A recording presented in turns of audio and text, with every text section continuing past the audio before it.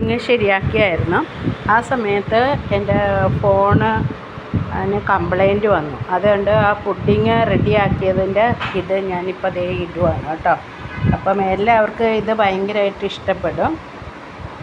വേണ്ട, അടിപൊളി ടേസ്റ്റാണ് ഈ പുഡിങ്, കണ്ടോ, നല്ല ടേസ്റ്റാണ്. ഇതൊന്ന് മുറിച്ചിട്ട് കഴിക്കണം. അപ്പം കോക്കനട്ട് പുഡിങ്ങാണ്. അപ്പം ഉണ്ടാക്കുന്ന രീതി ഞാൻ കാണിച്ചിട്ടുണ്ട്.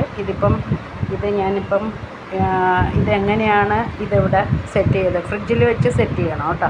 അപ്പോഴാണ് ഇതിങ്ങനെ കട്ടയായിട്ട് കിട്ടുന്നത്. അപ്പം അതിങ്ങനെ ഒരു ബൗളിൽ വെച്ചിട്ട്, അത് കാണിക്കാൻ പറ്റിയില്ല, ഫോണിന് കംപ്ലൈൻറ്റ് വന്നുകൊണ്ട് സ്റ്റോറേജ് ഫുള്ളൊന്നും പറഞ്ഞ് കാണിച്ചായിരുന്നു. അപ്പോൾ അതെല്ലാം ഇപ്പം മാറ്റിയതിന് ശേഷമാണ്. അപ്പോൾ ഇത് കാണിക്കാൻ പറ്റിയില്ല, അതുകൊണ്ട് ഞാനിപ്പം ഇത് കാണിക്കുവാണ്. എല്ലാവരും ഈ പുഡിങ് റെഡിയാക്കി നോക്കൂ കേട്ടോ. അപ്പോൾ ഇതിൻ്റെ ഉണ്ടാക്കുന്ന രീതി താഴത്തെ ലിങ്കിൽ കാണിച്ചിട്ടുണ്ട് കേട്ടോ. അത് നോക്കി നിങ്ങൾ ചെയ്തോളൂ. ഓക്കെ. പിന്നെ ഒരു കാര്യം, ലൈക്കും സബ്സ്ക്രൈബും ചെയ്യണം, ഷെയറും ചെയ്യണം കേട്ടോ. എല്ലാവരും ഇത് കഴിച്ചിട്ട് എല്ലാവരും ചെയ്യണം കേട്ടോ. ലൈക്കും സബ്സ്ക്രൈബും ഷെയറും കേട്ടോ. ഓക്കെ.